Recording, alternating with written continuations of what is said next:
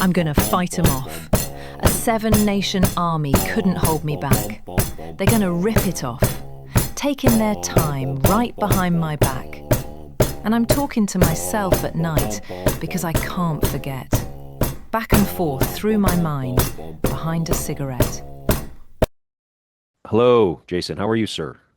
I'm good, Greg. Long time no chat. I think we haven't chatted since the Olympics. It has been a very long time, and the hockey world has completely changed since then. So yeah, we've got a lot of ground to cover. I don't know if it's changed. It's certainly moved along. I mean, I guess I wouldn't even say it was seismic, but I mean the Olympic tournament was one. It was fantastic hockey, so that Yeah. was entertaining for everybody. And I think that we saw that even though it was Canada and the U.S. in the final, we saw that some of the other teams in the world are either catching up or they're simply just more competitive than North Americans were giving them credit for. Yes. Yeah, I agree. Having said that, watching the first two games or watching, I guess, the Czech game, and then did we play the Finns? Th that game. So those were intense. Those were good games. But the first 10 minutes of the US game, first 10 minutes of the first period, like I thought, wow, this is just a couple of steps above. It was very, very intense. And at least to me, the US initially at least was showing some offensive chops. And then I was so glad to see that, the ice tilted downwards towards their net for the second and third. And of course, freaking Binnington, who's didn't win us a game, didn't win us a period, was adequate, but I don't care what anyone says, was not stellar at all. Probably didn't deserve to be on the team. But anyways, he did enough to make it close, and then of course, he let in the goal.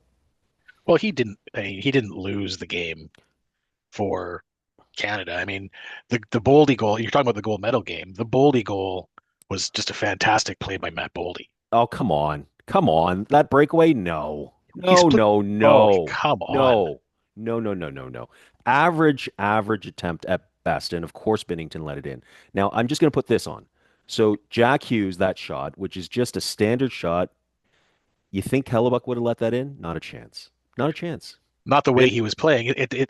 That wasn't the Stanley Cup playoffs. So yeah, Hellebuck was probably going to make the save, and he was outstanding. He was the difference in lucky that and game. good. Yes, yes, yes. Well, I mean, you have to be lucky to be good. I mean, You're right. he is the best goalie in the when he's on, he's the best goalie in the league. And there are a couple Well, guys that are maybe nipping at its Vasilevsky, heels. Sorokin.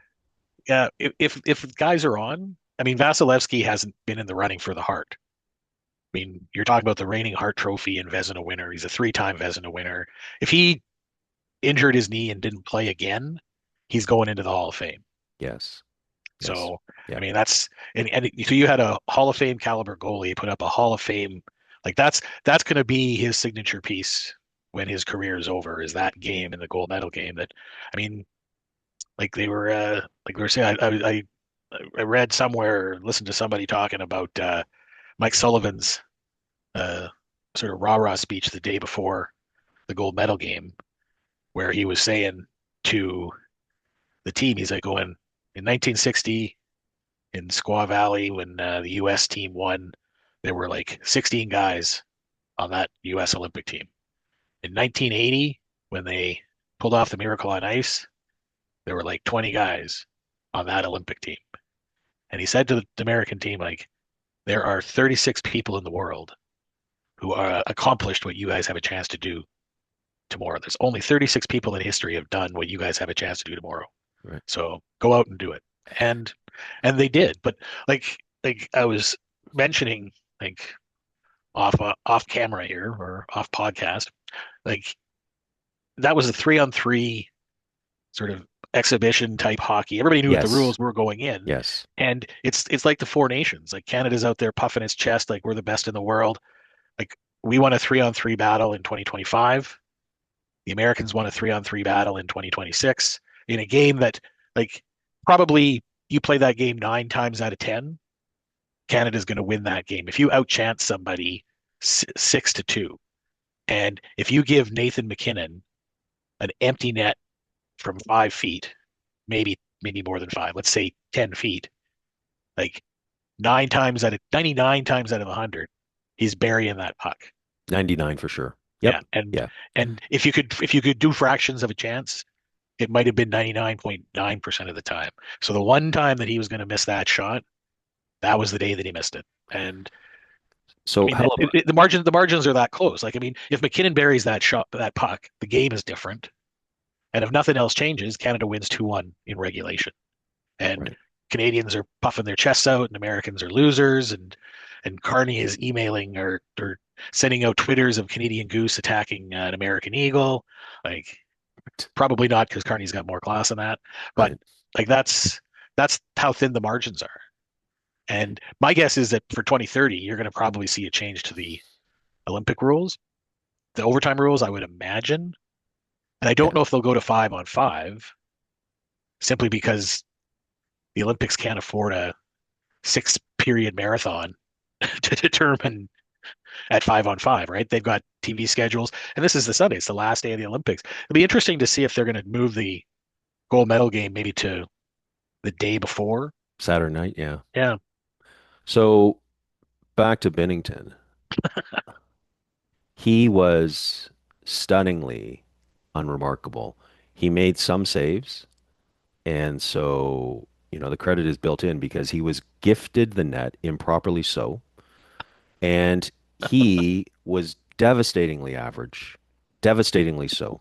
Okay? So I agree with you 3-on-3, except when it's 3-on-3 and you're an NHL goalie who's supposed to be backing the best team in the history of play, which I think that this Canadian team was damn close, except for the weak link at goalie. So when you're talking about a movement play where you're going left to right and the shot is coming from about 40 feet away, so forget it. Like, you got to go and you got to make that stop. It went right through him, which is completely par of the course. And so, yeah, I mean, he's great. He is a good goalie in this venue when it's tight and it's scrambly and all the rest of it. But, Hellebuck met the test. I saw an interview with Patrick Waugh, and it was first day back. And so all the teams were doing their mini little training camps to get back into it. And so Waugh, he said that, yeah, Hellebuck was very good. He was very lucky as well, but you want to see that as a goalie. And so it's just one extra save. But you know what? Binnington, he did not buy a win. He did not win a period. That's it. That's the truth. Shouldn't have been on the roster. Shouldn't have been goalie number 3. They should have gone with Logan. So first off, I'm stunned that Patrick Waugh would not give another goalie flowers for putting up an outstanding performance, particularly in the Olympics, where Mr. Waugh was outperformed by Dominic Hasek in the 1998 Nagano games. Sure. Now, Waugh was fantastic in that game. The Czech Republic just had a slightly better goalie and shut out the Oh, Canadians. right. Hasek So the was the same. goat. So 1998, the same thing happened to the Canadian. I mean, there was a fantastic team. I mean, you had all stars like Trevor Linden and Rob Zaminer there, and no reaction to that. No reaction to me No, highlighting I know. I know. highlighting Linden and Zaminer I over somebody named right, Gretzky, right, right, right, who right. didn't get to shoot out in the shootout. Right. But that was just so sad. I mean, that team just, anyways, they folded. Well, no, They didn't even medal, right? I mean, they they just got gave up. no, they yeah, but they got. I mean, they got the same thing happened. They got goalied by Dominic Hasek. Yeah. So Well, Dominik Hasek was the GOAT. I mean, seriously, he was just a step ahead of every yeah, other goalie. yeah. See if you can get Patrick Waugh on the phone and ask him his opinion on that. Right. Right. But yeah, so There's anyways, Patrick Waugh, then there's everybody else. Is kind of how it works in Patrick Waugh's mind, I think. so the big blind spot on the Canadian team coaching and the executive, such that it is this ad hoc team just thrown together with groupthink. John Cooper tried to pump Binnington's tires saying, "Oh, he was probably chosen as the starting goalie 364 days ago." Like, yeah, whatever. You got a goalie who lost his starting job in the NHL, and Yeah, then he's trying his best. He's doing what he's doing. He made some yeah. great saves in tight, and he blew that. I mean, look, that Boldy goal, there's no way in a game of that magnitude that that's a good goal. No, Forget well, it. that's no, Forget like it. Binnington is, and I'm not a huge Binnington fan. At the time, I know we were talking, and I was surprised when it came to the playoffs, particularly even a game against Finland. I was stunned that Cooper didn't go to Thompson because That's right. Binnington had not been spectacular. But I don't think you can blame Binnington was very, very good in the finish game. Like Canada probably doesn't win that game if Binnington doesn't play as well as he did. Like I don't know if Thompson would have been any better in that game. And again, like this is 3-on-3 hockey, and like going across the ice, like Hughes made a pretty good shot. Like that's, I mean, you got to you got to give the Americans credit on that. But I don't think you can blame Binnington on the Boldy goal. I mean, I mean, the week like you're hung up on Boldy, or not Boldy, but on Binnington. Like for me, like the weak link was the defense, and Right. like Right. Boldy split the two defensemen on that play. Right. Like Right. at that level, at that game, Boldy shouldn't even have had that opportunity Right. because they should have squeezed him out. Right. Like they basically let him, like he chipped the puck ahead and he's fast enough. And like I I think Matt Boldy is fantastic. Like he should have been a Canuck instead of Vasily Podkolzin. He was the number 12 pick. I don't know if he wears 12 because the Canucks passed on him, as well as 10 other teams. That's hilarious. Because he was the 12th pick overall. Okay. Podkolzin went 10th. Like Boldy has been like coming on for the last 2 or 3 years. And you look what he's doing in Minnesota right now with like Kaprizov and with Hughes there now. Like they've been fantastic since Hughes arrived. They were good before. I mean, they've been fantastic since then. And Boldy's been a huge driver. He's been great since he got back from the Olympics. He hasn't put his say skate off the pedal, but that probably you don't usually don't drive with skates on. But like there's a fantastic player made a fantastic play, 3-on-3 hockey. Binnington lets in a goal. Like I'm not going to debate further whether I know you. No, again, I'm not a huge Binnington fan. I thought Thompson should have been the goalie in the playoffs. I don't know if Thompson makes the difference there, but I mean the Canucks or not the Canucks, the Canadian or the Team Canada had tons of opportunities. Like I said before, I think the high scoring chances were 6-2 in Yeah. that game. Yeah. The Americans scored two. The Canadians scored, or not Canadian, geez. Team Canada scored one. Yeah. Yeah. Like Yeah. they had, I mean, to me, I'd say, like I'd be going back to Nate McKinnon and saying, like, let's go rent some ice time and just stand 10 feet from the net and see if you can hit an empty net. They should have had Bedard on the team. Well, You always take elite scoring, even on a fourth line well, role. if that's Even what on a your fourth line role. yeah, but if that's what your argument's going to be is Bedard, I think the bigger oversight and was hugely debated, and I didn't necessarily think Bouchard should have been on the team. Oh no, no, But no, no, but no. no, but in hindsight here, No. like in hindsight, why wouldn't you have even if you play him in sheltered minutes? No. I mean, It's would he have impossible. been? Well, no, it's not impossible at all. Against that US team, sure it would have been. Evan Bouchard is a gaping liability. Gaping liability. But He's he's got offensively he's but very he clever, and he's a gaping liability. He's an AHL defenseman on defense masquerading well, as an no, he's NHLer. Evan Bouchard, you that's could actually create a 5 minute blooper oh reel yeah. on him. Each one worse than the one before. He is that outstandingly weak on defense. He's a liability. Well, He's the Mitch Marner of defense. He's great during the regular season. if he would have parted the seas for Matt Boldy, he would have been no different than the other two Canadian defensemen who were on the ice at that time. He would have got walked I three I, times during that game. I think you look I think you look and see again, like we're kind of like arguing over. I mean, they had six high scoring chances. They put one in the net. Right, right, Would right. they have had a seventh or an eighth? Would Bouchard have made the difference on offense? Would Bouchard have made the difference on the power play? I mean, for as good as McKinnon and McCarr are, like they don't seem to have chemistry on the power play for whatever reason. Right, Like right. if Bouchard was there passing the puck to McDavid, he might not have got the puck back. But like Bouchard has chemistry with McDavid. Like I was listening the other day again. Some guys were rehashing this, saying like how you don't have Bouchard there, you don't have one power play unit with McCarr and McKinnon passing the puck back and forth, and a second power play unit because the U.S. were able to sort of shut down the Canadian power play in that game, and But that's if you had Bouchard, you'd have 40 million people on the verge of a heart attack no, he wouldn't. for the 15 minutes that he was on the ice. It'd No, be because awful. there's probably about 10 million out of 40 million who don't watch hockey. So at most it would be 30 million. High event hockey is not the way to have gone. But anyways, yeah. Well, So at the end of the day, there were six high scoring chances to two. The Americans scored two goals. The Canadians scored one. Hellebuck was outstanding. Jack Hughes's shot was not a high an elite scoring chance. I'm sorry. It was not an elite scoring chance. It simply wasn't. You know that better than anyone. Look, Well, not in the better than course anyone, but in the course of an NHL game, That does not classify, and it doesn't, the classification doesn't change just because it's the most important game to a nation. So It was not a high scoring event okay, there. so even if it's not a high scoring event, the stats are there were six high scoring chances for the Canadians, and they scored once. The Right. Americans had two high scoring chances. They scored twice. If one of those wasn't one of the high scoring chances, okay, so be it. They They scored two still goals they on one scored high two scoring goals on event, two chances. They on no, one chance. they had two high scoring chances. That's what the stats are. I'm not making those stats up. I didn't design the high scoring chat stat. I'm Yeah. just I'm just sharing with you. If you want, it was like The 5.96 to Canadians 1.96. I'm tilted rounding the up to ice. 6 and 2. The Canadians Yeah, tilted the ice. and they couldn't score. There was literally nothing else they could have done in the second and third period except for Sure, score. score. They were dominating for all intents and purposes, and Binnington was a big whopper of a nothing. So it's sad. It's sad.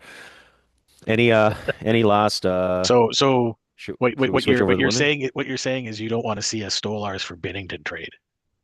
Wow, that'd be hilarious. Well, we don't even have our first round pick, right? I mean, it's whatever. So it Uh, really doesn't matter how low we go. I hate spoiler alert, but you also don't have your second round pick. Yeah. I don't think we have a first rounder next year either. So Yeah, you do. You got Colorado's. that's right. That's Yeah. right. Well, I think it might be conditional. It might be top Up 10 10 protected. protected. Right, right, right. So if the Avalanche have a Florida Panther type season, that was smart of the Avalanche though to protect it for top 10. You know who should have done that? Trevelyan speaks very well. It's obvious he's a clever man. He Yeah. got his head caved in Calgary, and now he wooed us because he spoke well, and he's getting his head caved in with the Leafs. So it is what it is. You're Before we you're awfully aggressive today. It's Binnington should be crucified. Tree Living should have his head stomped. Like so before we go to the Leafs, because I think that the Leafs do deserve a little bit of play today. Why don't we deal with the Canadian women's Olympic hockey team? yeah. And so it was as expected, right? I mean, how many times has the U.S. beat us over the past 12 or 16 months? Well, I'd say that that game was closer than I think a lot of Canadians were expecting it was going to be. I see. And it was, I mean, the women's hockey was still very, very good. But again, it's still a two-team tournament, and I don't know how many more Olympic tournaments it's going to take. Like the other teams are making advances or taking steps forward, but it's not like the Americans and the Canadians aren't sort of also progressively getting better and turning out more outstanding female hockey players who can uh, form part of these Olympic teams. Like we're seeing now what might happen with the PWHL, and if you get if you get a couple more expansion teams and you get some European players coming over, we're already seeing there's a few Czechs in the league right now, Right. and I think if you get a few more European players coming over playing in the PWHL, playing consistently at that level, you might see sort of more competitiveness at the international level. But I mean, for right now, it's the American women and the Canadian women. And this tournament was, I think we talked about it prior to the Olympics, like this tournament was really going to come down to the Americans having a much younger team. They brought some of their young rising stars. The Canadians brought over their tried and true vets for one last kick at Olympic glory. And it almost looked, I mean, it was for 58 minutes, it looked like the Canadian strategy was going to pay off. Like the women played their hearts out. They really, I mean, again, it was a nice play by Hillary Knight to score that goal and tie it up. But like that's another game where again, like it could have gone either way, and Canada fell out on the short end of both those games. But um, So I don't know if there's a big enough crop of young Canadian uh, women coming up to sort of bridge that difference. Like again, like I was listening prior to the Olympics, I was listening to one of the American commentators who covers the U.S. women team with some regularity, and like he was saying that 2026, like yeah, they got a good chance to win 2026, but this team's going to be even better in 2030 right. because all these sort of 22, 23-year olds who came up and were part of this team will be playing in 2030, and they're going to be in their prime. I was very surprised. I missed the first part of the game and then watched most of the back half. And I was very surprised because I was surprised by how slow Canada was, and I was surprised by how dominating the U.S. was. And so, yeah, I think 97 out of 100 times, 98 out of 100 times the US wins that game because for long stretches of play that I watched, basically the Canadians couldn't get the puck, and when they did get the puck, they take half a stride and then just have to flip it out.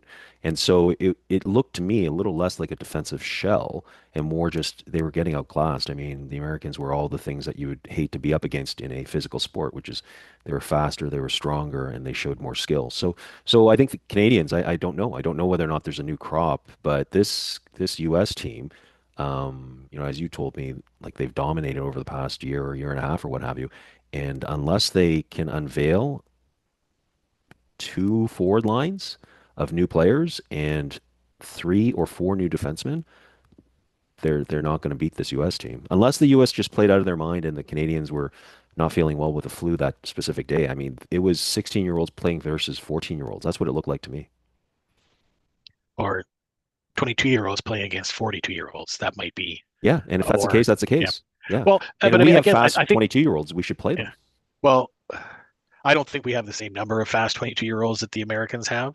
But I mean, I think it was a conscious decision to give this group had won like back-to-back Olympic gold medals. So like Right. giving this group another chance to run it back. Right. And a lot of those Canadian women, I think they're all in the PWHL. Like there isn't a single one that isn't in the PWHL. I think I was saying to you that like there are four players on that US team who are still in university who are going to be like picks one, two, three, and four in the PWHL entry draft this year. Is one of So them the woman who did that incredible? Abby Murphy, yeah, Yeah, okay. Yeah. yeah, like that's like so there's like and they're going to get 4 years of experience playing professional hockey after this year. Yeah.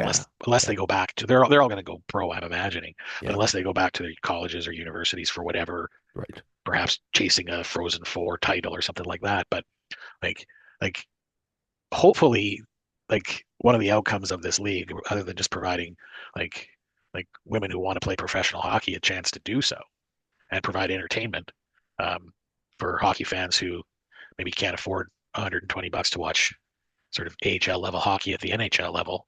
Um, like like hopefully one of the outcomes of that is you're going to see like advancement for not just like North American uh, women hockey players, but getting some of the Europeans over. I think it would be great if Yeah. like it would be great if the Olympic semifinals were as competitive as the men's Olympic semifinals were Right. this year. Right. Like that was engaging hockey. Or you look at the quarterfinals. I mean, the quarterfinals there were three games that went to overtime. I mean, that tournament could have been flipped on its head if the Czechs beat Canada, and they almost did, Yeah. right? Yeah. If was it the Slovaks were not the Slovaks, um, the Swiss almost beat the Finns, and the Swedes almost beat the Americans. Like all three of those games, but you could have had like the Swiss, the Czechs, and the Swedes with Slovakia in the Final Four, Right. right? Right. Like Yeah. that's how different. So I mean, what kind of different conversation would we be having then, Right. Yeah. Very right? true. Very true. You'd Although Canada did play the you'd Czechs still be griping about Binnington regardless. So definitely because he would have sucked still in a different game. But yeah, but the Czechs we didn't play them in an elimination game, right? We just played them in yeah, the no, round robin. Yeah. no, we played them. We beat them in the first game, then we played them in the quarterfinals. Oh, that's right. Okay. Yeah, the Right. Right. Canadians Right. tied it late, And they and tightened it then up. Yeah. That's right. yeah, Yeah. Okay. So let's move over to it's the like Leafs. you've stalled long enough. Okay, so now our attention turns towards one team in particular. There are 32 in the league. However, there's one that's going to take up a couple of minutes of our time right now, the Toronto Maple Leafs. They are, I believe, mathematically not eliminated from the playoffs, but in the hearts and minds and souls of all those who were once friendly to them, they are done. And apparently, they don't even have their first round pick in 2026. So for That's not apparent. That's not apparent. That's a fact. and so for Carlo, who I have to say I didn't know who he was before we got him, and then I fell in love with the 6'5" aspect of him. And for him and the pleasure of losing Fraser Minton, who was one of our two prospects, we have also lost our first round pick. So Jason, my friend, take it away. Like, well, I think I said to you, one word describes the Leafs right now, and it's yikes, because they have been not very good, burgeoning on terrible since coming back from the Olympic break. I think I sent you there's a, I don't know if it's a meme or whatever it is. There's a little post that's been circulating on X with a like, has your team won a game since the post-Olympic break? And then there's the one side where it says, of course, and then there's 31 logos. And then there's another side where it just says, no, not a chance. And it's the solo logo of the Toronto Maple Leafs. They're 0-5-2 in their 7 games since coming back. Like, so they've gotten 2 points since they've been back out of a possible 14. So, like as you mentioned, I don't think they're mathematically eliminated, but the playoff dream for 2026 is probably done.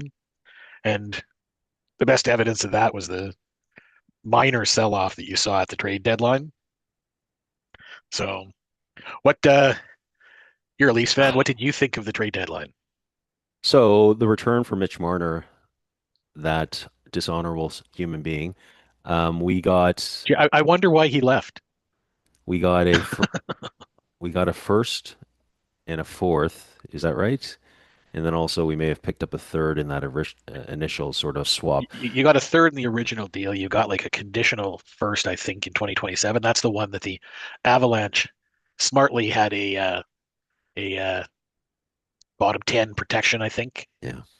on. So if they have a terrible 2027, which is unlikely, but you probably got the Avalanche. You have a first round pick likely in 2027 coming from Colorado, and I think you got a fifth in the 2026 draft. Now I understand the 2026 draft is very deep, but when they talk about deep drafts, they don't usually project down to the fifth round. And if it's Colorado's fifth round pick, that will likely be 160. well, no, what's 32 times 5? 100 and yeah, 160th Yeah. likely. Yeah.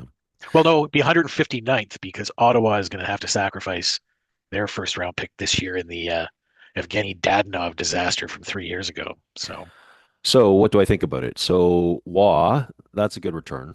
Um, Colorado values him, and he'll probably do well. I think that he is slotted very nicely. If you can push him down to 4C, your team is just rocking. And if you well, can, they pushed him down to 4C when they acquired Nazem Kadri. right. And Like so if you can their center ice position, like McKinnon, Nelson, Kadri is your third C, and right. Nicholas Waugh, big body fourth line center, can handle defensive responsibilities.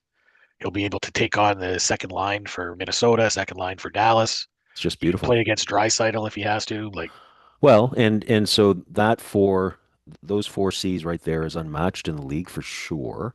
And then of course you've got Waugh playing some penalty kill, and then you've got Kadri who can probably play the second power play, might be able to chip in on a penalty kill, and so you've got fresh legs. Otherwise, it's great. It's fantastic. So they valued him, and good for them going all in because you only have a certain window with McKinnon to keep on winning every year. And so, yeah, it is what it is. And so, in terms of Scott Laughton, that of course is a Brad Treliving special. And what can you say?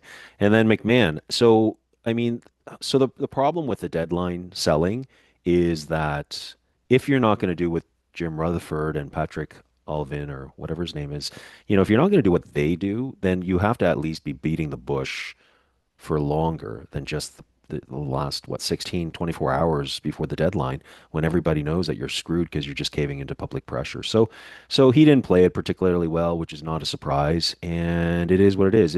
So in the end, Mitch Marner leaving for nothing essentially, probably, I mean, it's terrible for the Leafs, but probably just helps us clarify Austin Matthews is not the one who's going to lead us to the promised land. He is not that guy. He's definitely a 1C, but he's not the heart and soul. And he also cannot overcome when he needs to be the guy. Like Nathan McKinnon has shown he can be the guy no matter how terrible the odds stacked against. McDavid could be the guy, but Austin Matthews isn't. And so you've got to rejig it. And part of the rejigging, for me at least, is that it's just the wrong coach. If you're not allowing Austin Matthews to do what he does and to get him good positions to score. He needs a lot of shots. If you're not going to do that, then you're misusing Austin Matthews because you don't have the rest of the team to pull you up. now, am I hearing you right? Are you saying that the gold medal winning captain of the U.S. Olympic team can't be the heart and soul of the Toronto Maple Leafs? he definitely isn't, and he Yeah. Have hasn't you been. have you told RBC this? He hasn't been for 9 years or 10 years or however long he's been with us. So Oh, he he was a is. leader that he was a leader the year he scored 69 goals, wasn't he? Yeah. And so, anyways, the regular season is what it is, and then the playoffs is actually a different game, as everybody knows. Which, just to segue, I didn't watch the game, and I actually didn't even watch most of the highlights, but I really liked Buffalo just rumbling with Tampa Bay. I'm glad they did that because I don't think Buffalo's got legs, but if you're gonna make it out of this half of the league, you got to get through Tampa, and so good for them. Good for them. The Leafs have none of that. Yeah. Well, you didn't talk about Bobby McMahon. Wasn't he supposed to get you guys a first round pick and something? Yeah, and you know what? If it had been pursued in a different way, as in if Trevelyan had basically made a decision by Christmas that he was going to maximize that return, then he would have, I'm sure. But you can't do anything if the deadline's Friday at 3 o'clock and you are just coming to the realization dinner on Thursday, you're you're just not going to be able to maximize. Well, I mean, I got to give him some credit. The McMahon conversations had been out there for about at least a week, if not. His name was being dropped before, and the connection to Edmonton. I mean, there's another team that I'm surprised didn't do a little bit more. Right. They went and picked up Dickinson and Murphy from Chicago, but And Dak or Dodge. sorry. How do you pronounce his name? Dach? Oh, Colton Dock. It's the brother of Kirby Dock in Montreal. Yeah, yeah, yeah. Yeah. Is So yeah, Dickinson a good player? well, he has been. I mean, like a lot of people, when they get traded to the Canucks, their skills seem to diminish, and then they sort of recapture them when they get traded. And I'm thinking about your guy OEL there too, who the Canucks are still paying for another 3 years. Um, but I was surprised that the Leafs didn't move him. Yeah. Although I was listening, I think it was the Kiprios and Bourne show there on Sportsnet. They were talking about the fact that like if the Leafs still think they're going to be able to be competitive next year, like if this is a one-off bad year, then like they need to have some defensemen, and Yes. they're more likely to move like at $3.5 million. OEL is pretty good value for what he's turning around for them. Like they're more likely to try and move off Morgan Riley Yeah. and keep OEL. OEL can he's basically their first line power play guy anyways when he's healthy, isn't he?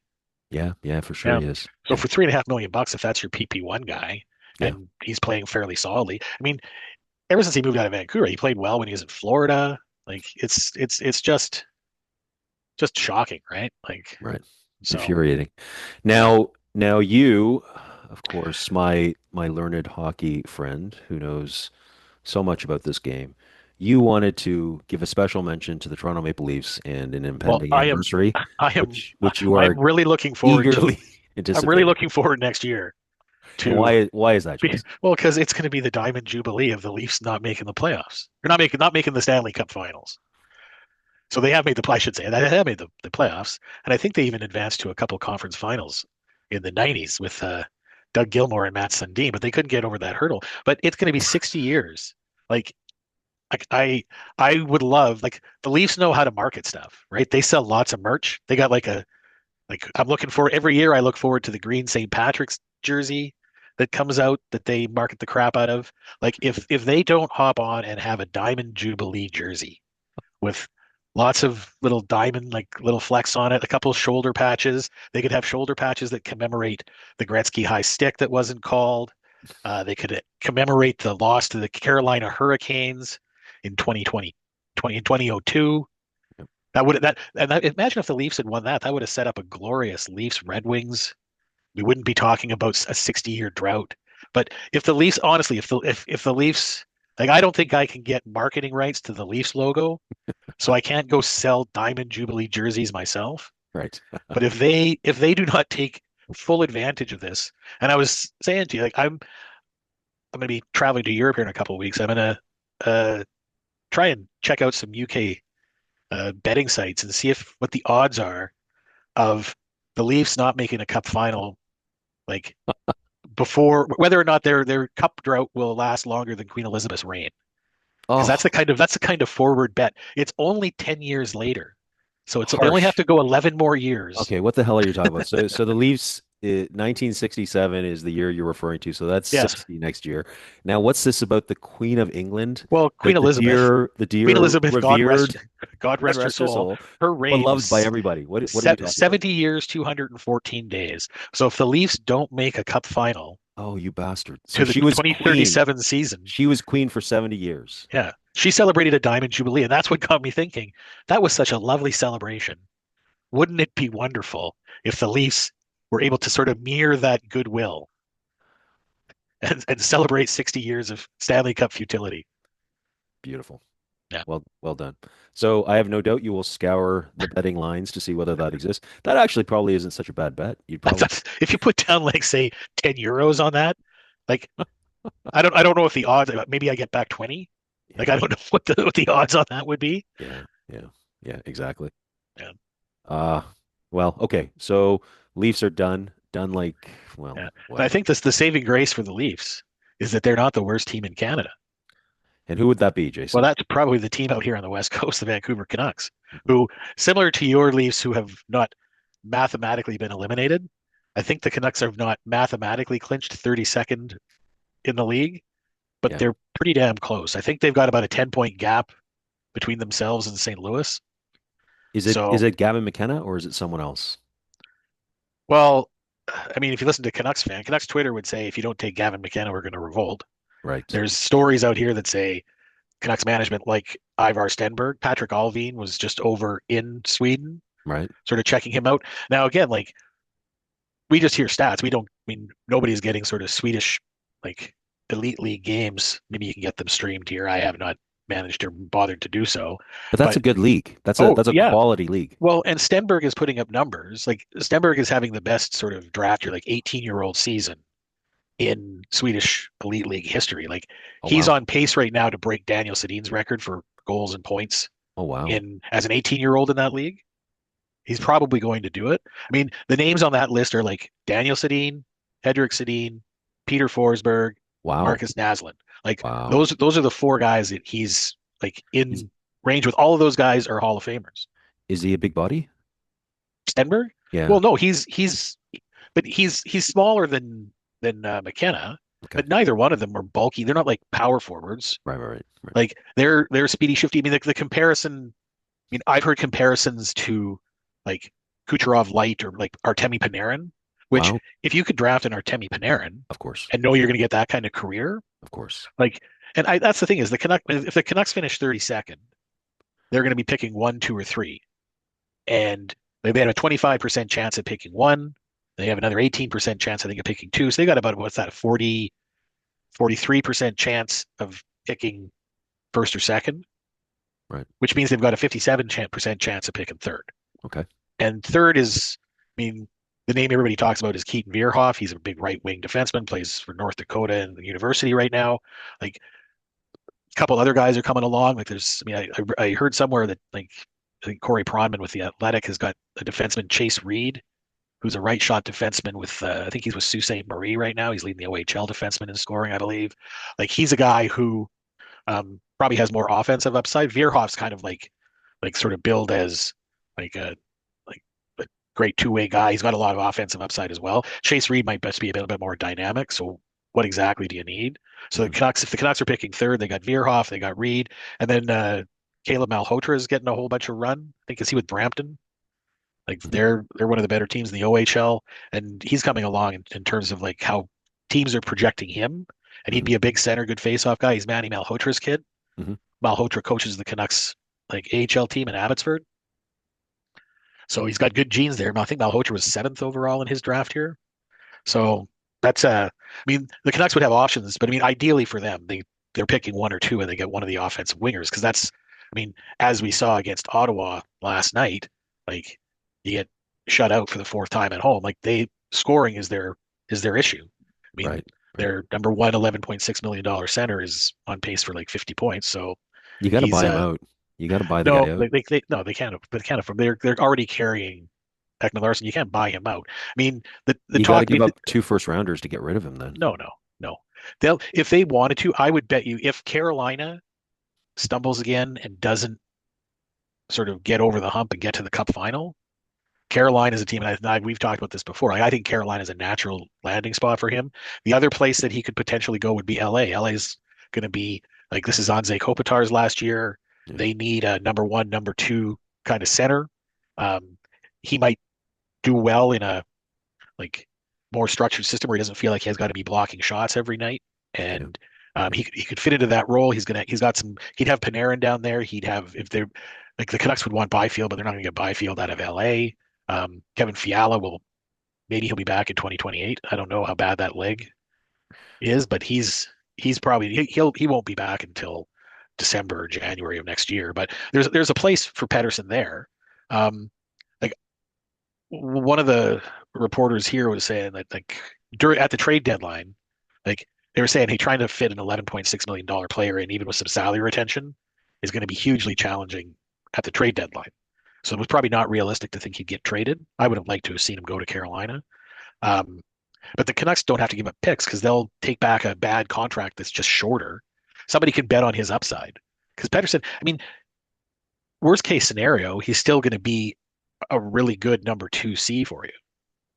So salary cap's going up. Like what was the number I read the other day? Like they're talking about going up to, I think Alan Walsh had a report like could be up to as high as 130 million bucks in 3 years. So all of a sudden 11.6 isn't 18% of your cap.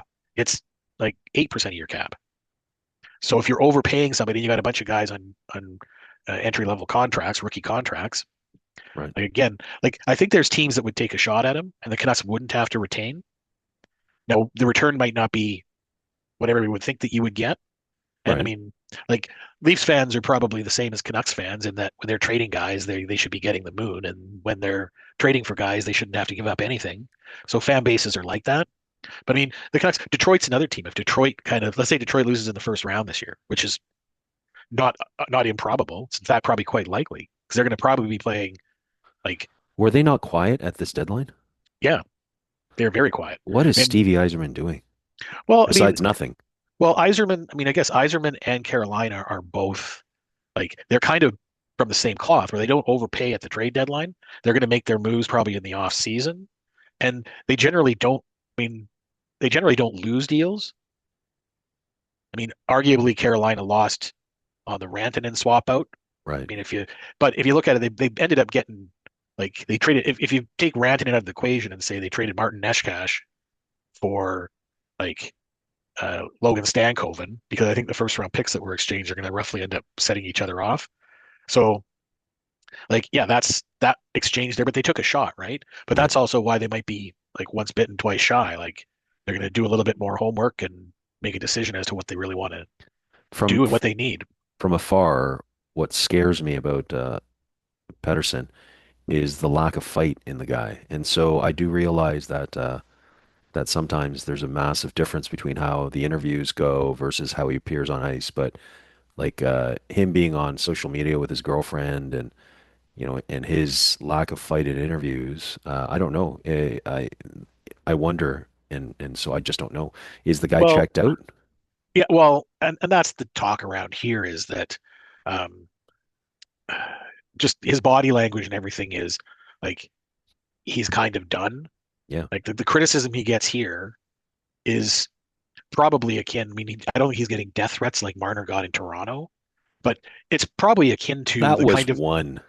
Anyways, well, one reported. I understand it was multiple, but the the whipping boy status that Marner had in Toronto is similar to the whipping boy status Pettersson has here. sure. And Pettersson likely didn't feel that as much as they picked Pettersson over JT Miller in that whole little saga, Right. like they also allowed whatever was going on to fester long enough that Pettersson was effectively like bullied. His self-esteem was, I mean, he hasn't been the same mentally for at least 2 years. And maybe the pressure of having the big contract and being the guy, like he might not be cut out to be the guy, right?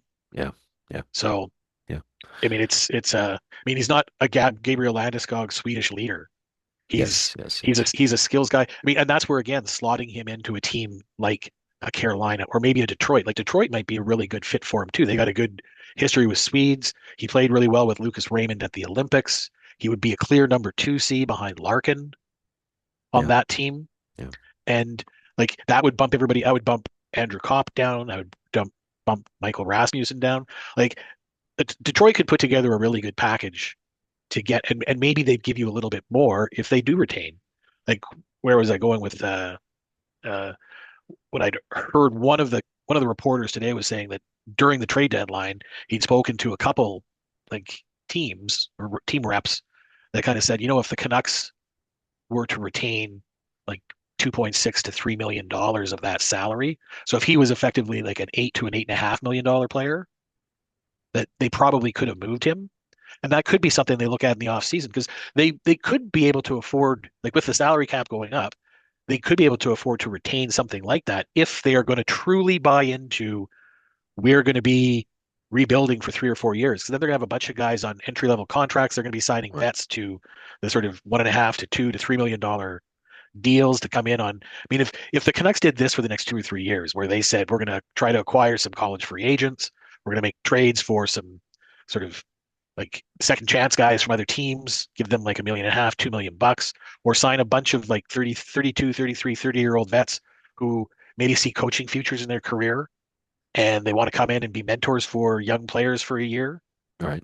No, they might not want to learn at the Adam Foote coaching tree, Right. but that Right. that tree will be. I think reminds me when we were at University of Victoria and Clearquit Sound was being it was Clayquat Sound, not Clear Cut Sound, but it was being clear cut. Like that's Right. the Adam Foote coaching tree would be like a lopped off tree. Martin St. Louis comes in with no experience, does phenomenally well. He's got the players, and then Adam Foote comes in, doesn't move the Well, needle. Adam Foote had, I mean, so Adam Foote had half a year of coaching experience with the Kelowna Rockets in the WHL, and I emphasize half a year because he didn't last a full year. So that was some of the talk when he was first hired here. Now, and he was hired probably in large part because he was part of the keep Quinn strategy. So Foote was the defense coach under Tocchet last year. He had a good relationship with Quinn Hughes. Garland, Demko, Besser all signed contracts, all of Quinn's buddies. Bring the band back. Let's keep Quinn happy, get him to sign an extension. And by December, that mission had failed. Right. So, Now, for trades and for restocking your prospect cupboards, you got a good return on Garland, and then a few other people went. So before you touch on Garland, please dig the knife in just a little deeper into the Leafs. So David Kampf, if I recall, wasn't allowed to take the ice under Craig Berube, and yeah. then negotiated a walkaway and all the rest of it. So you guys took him, and then what did you flip him for? What'd you get? Oh, like a 26 six rounder. Okay. So Okay. it's not really so as much as they won on David Kampf by signing him to a $1 million. So if they paid $1 million basically to get a 6 round pick, Sure. they gave up a fourth rounder to Chicago to get Lucas Reichel, who had a 15-game tryout at center, and they flipped him for a 6 rounder. Hey, that's the So Brad Trevlinging School of General Management. yeah, except the numbers are a lot lower than the first and a third. Right, So right, right. yeah, Conditional, and and conditional we to second. and we didn't have to trade a number two, number three center prospect to move Lucas Reichel. He was supposed to be a number two or number three prospect. Yeah. So, but I mean, overall, they didn't do too badly. Like I think I'd sent you like a Myers. week ago. I think I'd sent you a like if they were able to move two of Evander Kane, David Kampf, and Teddy Bluger, and I had projected maybe Garland to Columbus for Matthew Poitras and a second round, not Columbus to Boston for Matthew Poitras and a second round pick. Like they ended up getting a second and a third, Right. so they didn't get the prospect back from Columbus.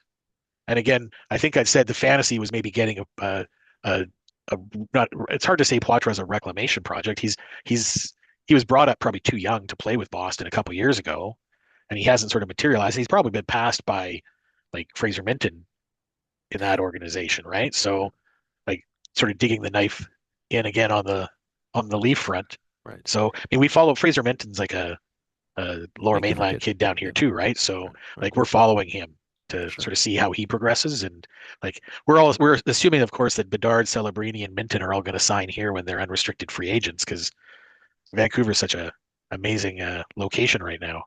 Yeah. No. By then they might have a practice facility. Evander Kane. So what did you guys sign him for? Does he have one more year left? $5 million. Yeah. He, well, I think they acquired him from Edmonton. Like, I think they gave up a fourth round. So when they traded Vasily Podkolzin to Edmonton, Edmonton gave them a fourth round pick, Okay. which was a puzzling move at the time. It then became more puzzling when they flipped that fourth back to Edmonton to get Kane. And he's got his contract was $5 million. So that's the Canucks could have easily retained half of that. They have one more retention spot. They could have retained half of that in a trade. And I mean, Canuck fans were like thinking, hey, we'd great if we can get like a second or even a third round pick for Evander Kane. Then as the trade deadline is progressing, it's like, can we get anything? Yeah. Or would Evander Kane accept a buyout? Like, because he want to get, but you had to be bought out and had to sign by another team. Like Jeff Skinner negotiated a buyout with Edmonton of his contract in like the end of February. I think right after the post-Olympic break, they bought him out with the idea that, oh, well, he'll go and sign a contract with somebody. Well, he didn't sign a contract with anybody. How And many years does Kane have? no, he's a free agent. He's an unrestricted Oh, I free see. agent. I see. I So see. that's why, I mean, there were three guys in particular that the Canucks were sort of, everybody was kind of saying, well, you got to move these guys. It's like Kane, Kampf, and then Teddy Bluger. And I mean, Kane, the obvious issue with him is just like his personality is not going to fit in. And a lot of good teams that he would want to go to, and bad teams aren't training for Evander Kane. Right. Teams that are in a cup run, if they needed some strength, might do that. But you look at what teams did. Like Vegas goes out and gets like Craig Smith from Nashville, right? What's their names? Minnesota goes out and gets Michael McCarron. Edmonton's not getting Evander Kane back. They're going out and getting Jason Dickinson. So those are the kind of like bigger bodies that guys they want guys that can play. Right. Kane's kind of like takes bad penalties. He'll chip in. He can fight, and he had good playoff runs with Edmonton. I think that was kind of the logic, is everyone's like going, well, yeah, the Canucks are paying him $5 million, but they're going to get a draft pick for him at the trade deadline, and that never materialized. Yeah. Well, he's doesn't he also check out? Like if he's disinterested, he's disinterested.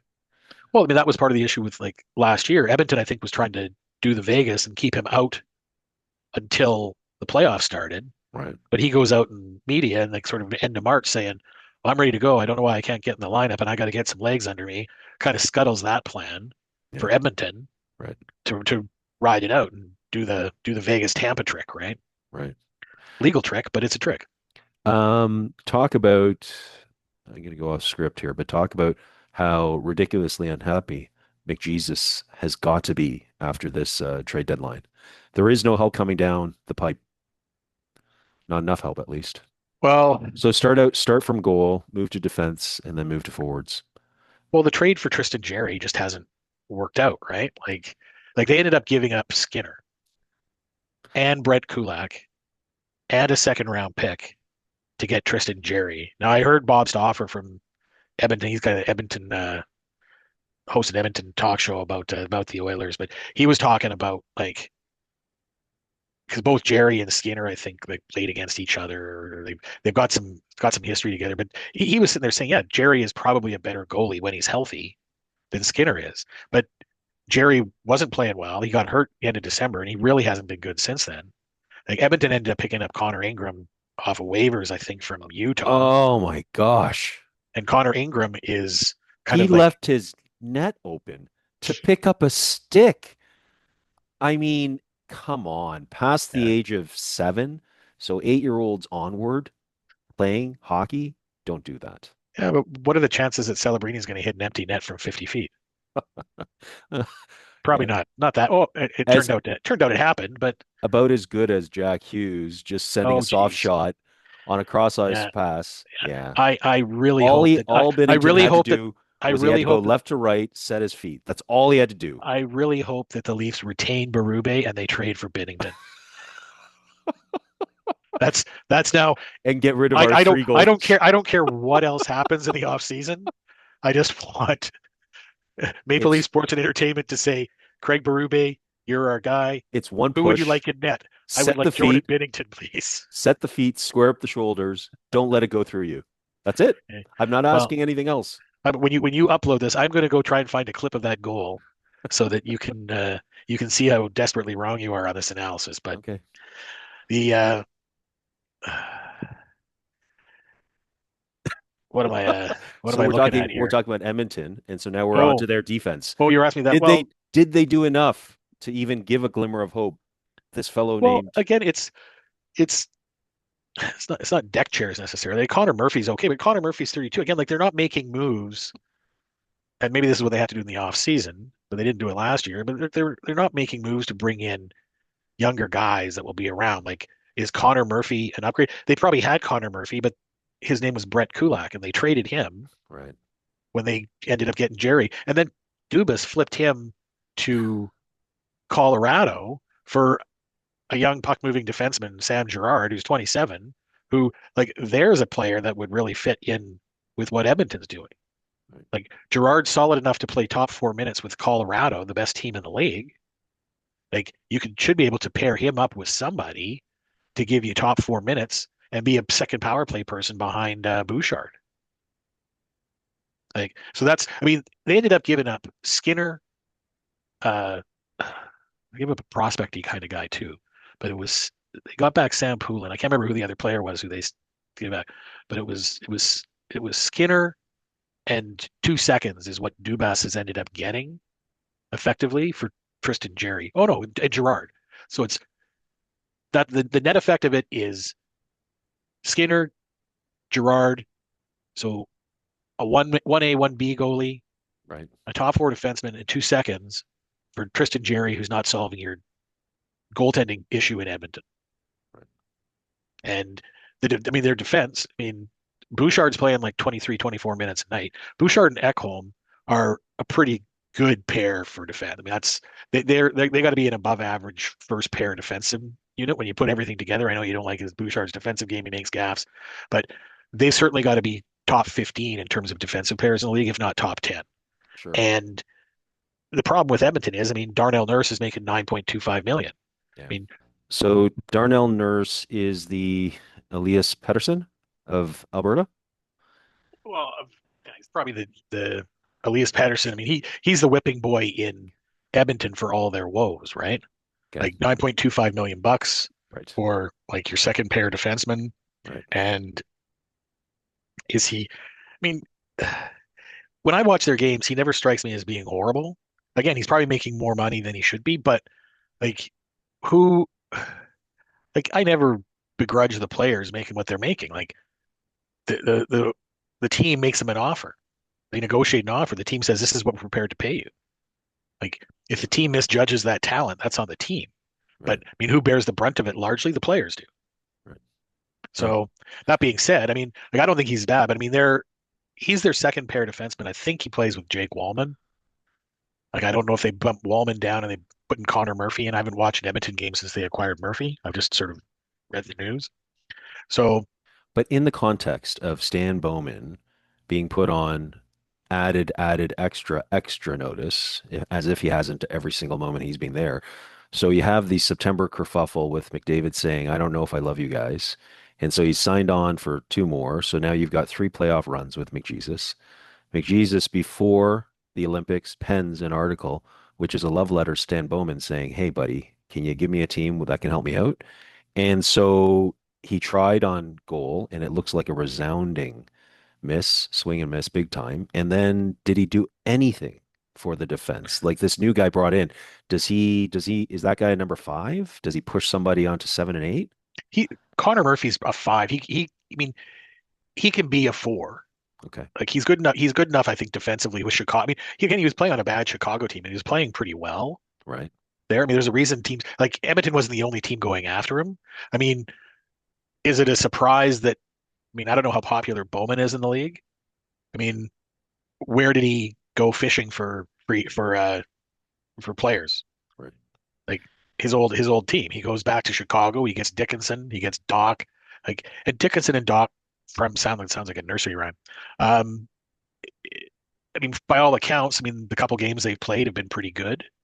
Um, they're kind of filling a need, but is it a big enough fill? Like, is that like? Yeah. I thought they were gonna go out and get another forward to play. I mean, again, like Dickinson Vasily and Doc, do Podkolzin. they bolster line 3 and 4 so that those lines now don't lose their shifts?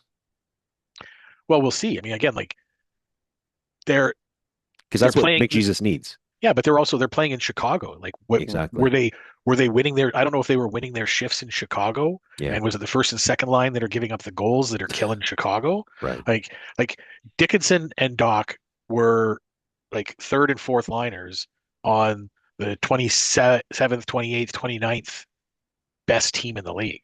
Right. So now, hey, can you go to a team that wants to be a cup finalist and improve their third and fourth line? I mean, if they are, that's kind of an indictment on what Bowman was doing in the first place.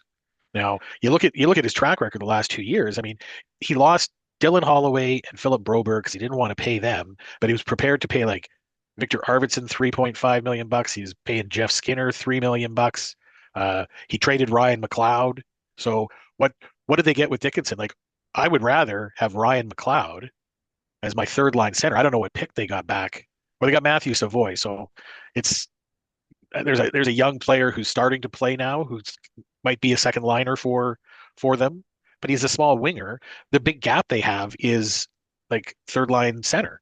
And Yeah. Ryan McLeod is fast. He's playing well for a Buffalo team that Yeah. is turning it on. And so Eben in the last year they lost Holloway. So they traded McLeod for a small winger in Savoy, and they didn't want to pay Dylan Holloway a bigger winger who could finish. They're trading for Connor Murphy to be your 4-5 defenseman when they had Philip Broberg, who they'd nurtured for like 4 years to get up to the level where he was an NHL player. He played down in Bakersfield. He was a Bakerfield Condor for I don't know how many years before they gave him a shot up with Edmonton. He had a really good year. Decides, hey, so he has a really good year in his RFA year, and they decide, well, we're not going to pay him and we're not going to match the contract that St. Louis gives him. So they end up having to trade for a 32-year-old defenseman to replace a 24-year-old up-and-coming defenseman. They trade their third line center, fast winger, who can play up the lineup too. He was playing second line minutes in Buffalo this year. They traded their third line center for a smallish winger to help provide some scoring, who they've only recently called up when they gave up a bigger winger again, who they nurtured. They brought in this kid, played college hockey in Wisconsin, let him marinate down in the AHL, bring him up. He's starting to show something. And I think his ask was like 2.85 million bucks for a contract. That's like peanuts. They're offering Arvidsson and Skinner more than that, and they say, yeah, no, you can go and we'll take the second round pick as compensation. So they're drafting somebody in the second round who might not become an NHLer. Dylan Holloway had like 50 plus points last year. I mean, So Bowman's been terrible there, but his yeah. last name's Bowman, so he gets yeah. So I think, I mean, Now yeah, they his dad doesn't own a pizza franchise, so yeah, I think Bowman, so everyone noticed because I think Draisaitl did it 2 games in a row right before the Olympic break, which was, of course, is before the trading deadline. So I think Draisaitl said in 2 post-game interviews, he said, we've got to be better, and it starts from everyone. It starts from the top. And I think, he was very pointedly saying that the executives have got to figure out what the hell is going on, got to give us better players. And then he ran through, the coaching and the team and all the rest of it. So yeah, I mean, I don't think they've done enough, and the cupboard is bare. They've got McJesus for 3 playoff runs. See whether or not he can pull it out of his hat. But well, and yeah. also, it's I think maybe the teams overall are a little weaker this year. So I don't know. Who knows? Well, and I don't know if Bowman was looking and going like, whoever comes out of that Central Division, we're not beating. So do you blow a bunch of assets? Do you do what Treliving did and say, here's a first and Minton for a number 4 or 5 defenseman, Right. and we're going to take a run because Tampa's down. Uh, we think we can beat. We took Florida to 7 games last year, so we'll take another shot at them this year. Like Bowman might be, he might be calling up his dad and saying, "Dad, what should I do?" And Scotty might have said, "Hey, son, like I'm don't playing with sell trains. this might not be the year to sell the farm. Like do some work in the off season." I mean, what's going to be interesting this year is everybody who's hoping to fix their problems in free agency. There is nobody. Like I think last Saturday night in Hockey Night in Canada, the panel there where I think Elliot Freeman was saying that the rumors are like one of the guys that, I mean, everybody's getting signed up.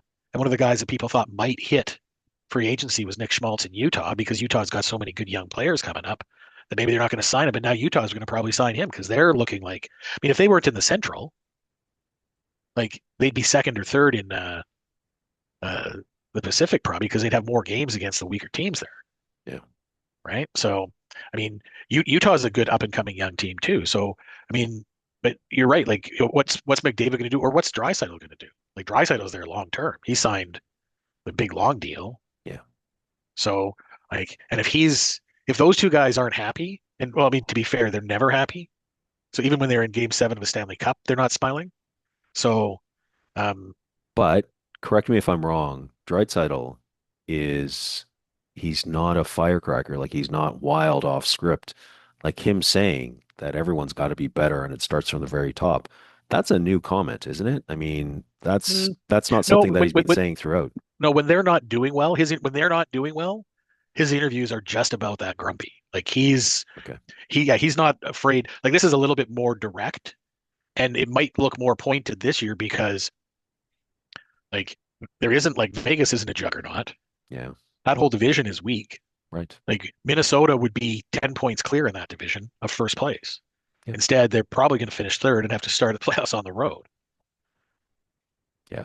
So, I mean, it'll like, I don't know what they're going to do. I mean, in Bowman's defense, I mean, Savoy is a good young player. He's been a highly sort of touted offensive prospect for a few years now.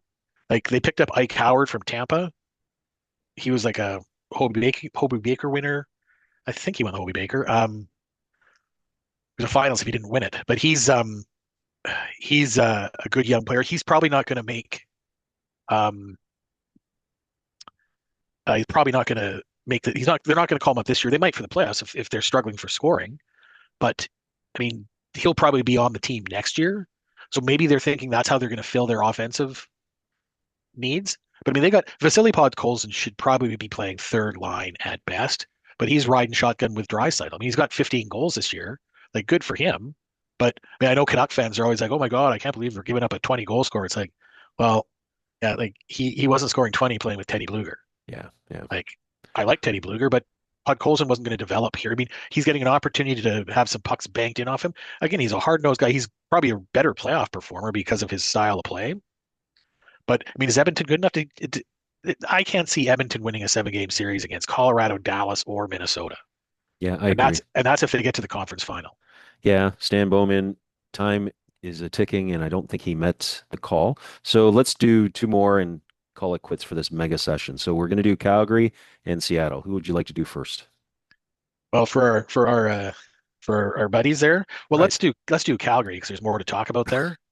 But Okay. I mean, well, mostly because I mean, like one, they're Canadian, and Yes. two, Calgary and Vancouver are already, I think, neck and neck for 31st and 32nd in the 27 or 26-27 season. They're both going to be competing for the best lottery odds to land Landon Dupont, who's going to be the first overall pick in 2027. So if we're talking Calgary, then we must talk about Mr. Kadri and Mr. Yep. Uyghur. Yep. So Uyghur, good defenseman, and then Kadri, good forward, and the emotional homecoming and all the rest of it. Two stories that it's easy for anybody to get behind. I think, like when you say Uyghur's, I think Uyghur's a very good defenseman. I think Uyghur probably should have been in consideration for the Canadian Olympic team. Huh. Like, I think he's that good defensively. He's got some offensive upside. He knows how to move the puck. I'm a bit well. I think I'd mentioned to you that I thought that he's a guy they might move in the off season, but they got 3 second-round picks for him, and one of them is the Rangers, and Right. one of them. So the picks they got were the Rangers, Ottawa, and Utah. So Utah is going to be somewhere in the middle of the second round, but the Rangers are going to probably be like early in the second round, and Ottawa, depending on how they finish, it's going to be like what would that end up being like somewhere between 40 and 45. So Right. not a bad second round. Like that's like Logan Stankoven was a 40th pick Right. overall. Right. Right. Like 40, I mean, 40, and 50. Yeah. yeah. So there's they have that was a pretty good haul Yeah. for Uyghur. Now they've kind of gutted their team. And I mean, Canuck again. The Canuck fans are always going to be comparing and saying, "Oh, look at all the draft picks that Calgary got with when they made their trades." And it's like, yeah, but they traded their number one defenseman Rasmus Anderson, their number two defenseman in Uyghur, and their number one center in Kadri. Right. So they got a haul of picks, Right. but like they also gutted their team. Like I don't know. I think I mentioned you like they got back Zach Whitecloud in that trade with Vegas for Anderson, and I thought they might flip him at the deadline, but they're probably going to end up keeping him because they need someone to mentor these young defensemen. Like I thought they might Right. keep Uyghur for that purpose, Right. but I mean, otherwise they've got like Kevin Ball. Like I'm trying to think who else they have on defense that would sort of serve as a guy who's played. I mean, White Cloud's a Stanley Cup winning defenseman from Vegas, so he's going to carry a little bit. Yeah, he's only ever been he was a bottom six guy in Vegas, but he played up. He when they had their injuries, he could play up in top four, so he could probably play top four minutes. But they really don't have anybody to mentor. They got some good young defensive prospects. Like Zane Parekh is fantastic. That guy named Hunter Breskowitz, who they got from the Canucks when that whole Lindholm deal went down. Or it might have been Zadorov. When the Canucks and the Flames made a deal a couple of years ago, they got a good young. He was an OHL guy. Now he's I think in Scranton or wherever I think it's Scranton is where their AHL team is. But like they've got some good young defensive prospects, but they're like the Canucks. Like these teams, the Flames are a little further along, and then they've got more picks. I mean, the Canucks still have like they still have like the guys that they still have the guys that they could move. They could if the Canucks move Fronek and Pettersson, they'd have the same stash of picks that Calgary has. How about Huberdeau for Pedersen straight up? No, not straight up. No, you don't do that because if Huberdeau was if his contract was a little bit shorter, you still don't do that. I mean, the Canucks were able to get a second. So that's just so harsh for our Calgary friends that you're saying that they would have to throw a sweetener in to take Pedersen. Well, for sure, because Pedersen's got some. Huberdeau doesn't have any more upside, right? Like he's on the downside. Pedersen's got a gamble upside. You know what Huberdeau's giving you. He's not getting back to 80, 90 points a year, right? Okay. So, like Calgary still has a couple pieces to move too, right? Like I'm surprised they didn't move Blake Coleman. Um, I thought that was the guy. Again, there's another playoff, but again, maybe they do that trade next year. Like they're loaded for picks. Like I think I was looking, they've got in 2026, they've got 2 firsts, 4 seconds, 2 thirds. Wow. They got Wow. eight darts to throw, and their first. They have Vegas's first in 26 and 27, Wow. and Vegas's pick. Like this would kill me. Vegas won't be able to move up to the first overall pick, but if Vegas won the lottery and moved up to like fourth or fifth, if the Flames win the lottery and get first pick, and then Vegas is second and moves up like 10 spots to like 4 or 5, and the Flames have got first and fifth, like that would kill me. Right. Right. But I mean, it could happen. But Vegas, I mean, that Vegas pick even now, like, is still going to end up being like they probably thought they were getting when they made that deal. They probably thought, well, we're getting 26, 27. Right. Like, no, they might have pick 20 Right. Right. based on how the standings are right now. Right. And they're loaded. I mean, they've got 2 firsts, 4 seconds in 2026. They got 2 firsts and 2 seconds in 2027 and 2028. So Wow. they're In both years. yeah, Wow. like they've fully this is what Canuck fans are saying is, hey, could we get into that rebuild plan? Like, so Wow. they've got I didn't know that. yeah, they've got 2, 4, 6. What was it 2, Yeah, 4, 6, 8, six 10? first rounders. Well, they got they got 14 picks. 2, Wow. 4, 6, not 14. Sorry, 2, 4, 6, 10. They've got no 2, 4, 6, 8, 10. They got 14 picks in In the the next rounds 3 1 years. and 2 in the next 3 years. Wow. So like they could be really, really good. And they've Wow. got Dustin Wolf in net. So they've got their goalie of the future That's right. now, and he's young. Yeah. Like he'll still be in 7 to 8 years. That's when he'll be kind of hitting his peak. Right. So they're really set up nicely. And this is a great draft to have 6 picks in the first 50 That's right. Lots of fun. because it's deep. Yeah.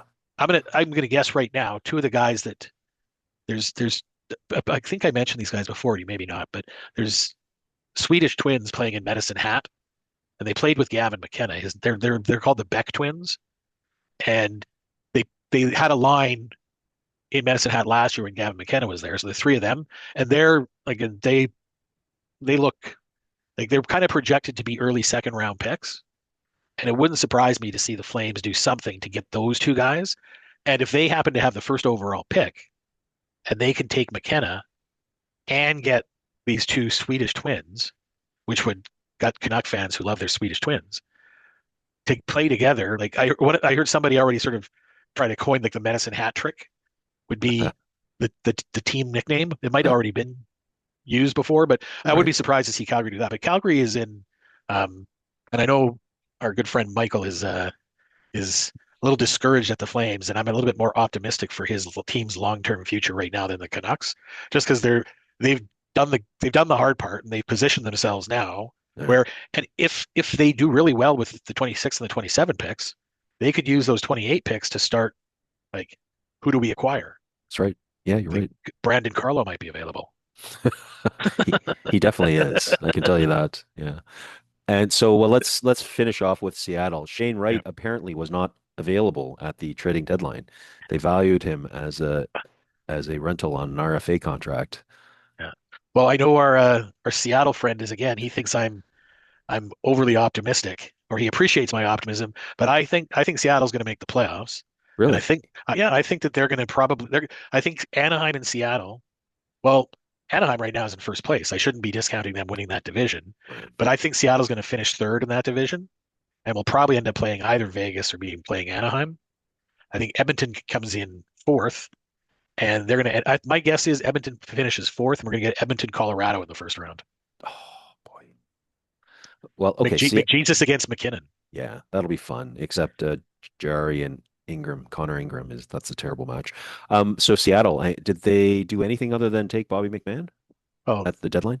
well, I mean, they gave something for McMahon. They didn't just take McMahon. They gave up a second and a fourth, I think. Right. Did they do anything They else? didn't do anything else. I would have liked to have No. seen them make a move, but I mean, they're going to be relatively, again, they're probably, I mean, we were sitting there trying to give Stan Bowman credit for maybe not making moves because you're looking at that Central Division going, holy crap, even if we make the playoffs, what are we going to do? Right. Like, but the Pacific Division is, you can get to the there's a path to the conference final for 5 teams out of Yeah. that division. Right. Right. I mean, I would have liked to have seen them. I mean, again, they've got a bunch of like I They think they've need got a bunch of scoring, don't solid they? players. Yeah, but that's I mean Half the league. it's Yeah. yeah, but it's also I mean Matty Beniers was the second overall pick. He's starting to play a little bit better. He had a great rookie year and then kind of took a little step back. Shane Wright is starting to play better, starting to I mean he was fourth overall, but neither one of them are kind of dynamic scorers. They're solid number two, like solid second, third line guys right now. Yeah. Two Beniers is C for probably sure. second. Wright could be a 2C someplace, and he seems to be making strides like forward, Right. but they haven't really got that dynamic score. It'd be nice for them to potentially do that. Like I was reading somewhere that they might have been in on Rob Thomas Oh, out of St. Louis. yeah. Everybody was. Well, not Vancouver. Yeah. Right. Yeah. And Toronto didn't have the picks to do it. Um, just just twist That's that right. knife a little Just more. may as well. It's just Yeah. sitting there. Yeah. But I mean, again, I like Seattle. I mean, I think Seattle just re-signed Jordan Eberle. Again, they got a bunch of guys like Jordan Eberle, Jared McCann, former Canuck draft pick who's been around. He was a Leaf briefly too, and then they let him go in the expansion draft. That's right. I remember that. Yeah, Yeah. because they kept what's his name, Justin Hall. Yeah. I mean, that's right. Justin Hall. This You're this absolutely is right. They this did. is They did actually. I'm running out of knives. I'm gonna have to go to Canadian Tire and get myself a new set Now, of like maple leaf handled knives that I can use.